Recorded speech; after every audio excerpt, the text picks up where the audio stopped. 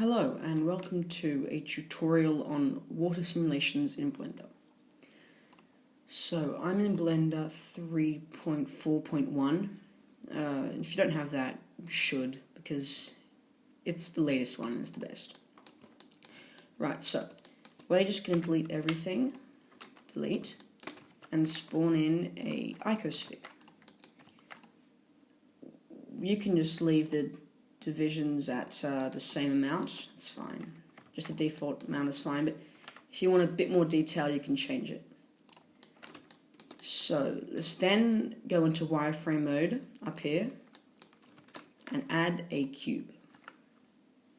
This is going to be our domain. So basically, the icosphere is what the water is going to be emitted from, and the cube is what is going to contain the water, like the area where the water is going to be able to move. Now we're going to go down to this little tab here, which is the physics tab, and hit fluid. Now for the domain, you're just going to go down to domain, and instead of gas, liquid. We're doing a liquid simulation. Now the resolution divisions is the resolution of your render, of your water sim. So I'm just going to put that to 64. You can do much higher if you want it to be like a higher resolution.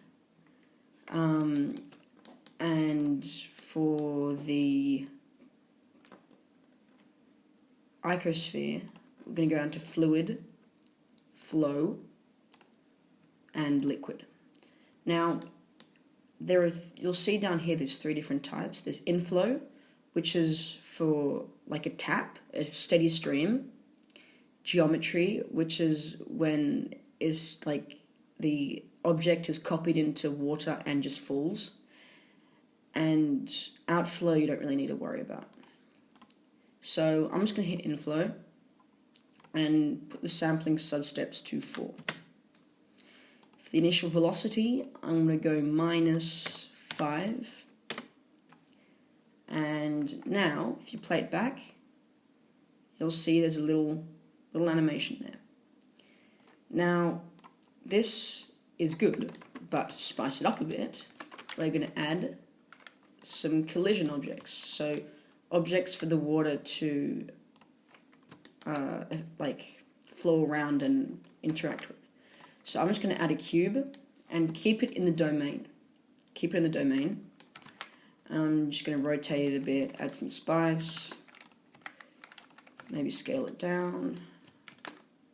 Yeah, there you go. And now, for these cubes, you're going to go to Fluid, Effector, Collision, and 2. So the sampling substeps. Not going to check is planar. This planar is for stuff like bowls and cups and stuff like that.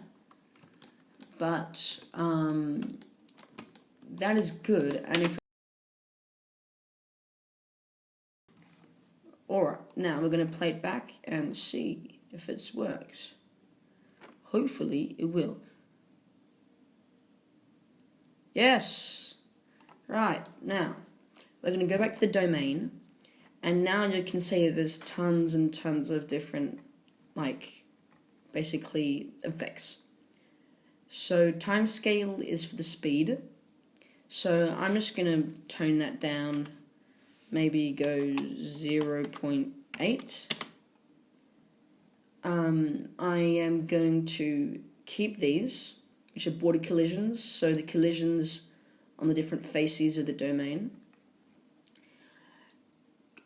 Always check mesh, because that way it will create a mesh once it's baked.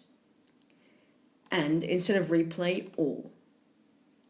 Now we can bake the simulation, which will basically just transform it into a mesh, and just, oh yeah, before, I'm just going to add it to 120, and then bake all.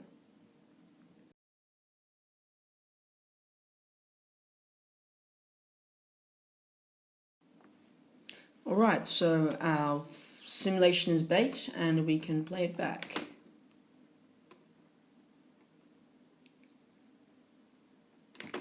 Great, that's basically what I wanted. So now, for shading, let's go into the shading tab up top,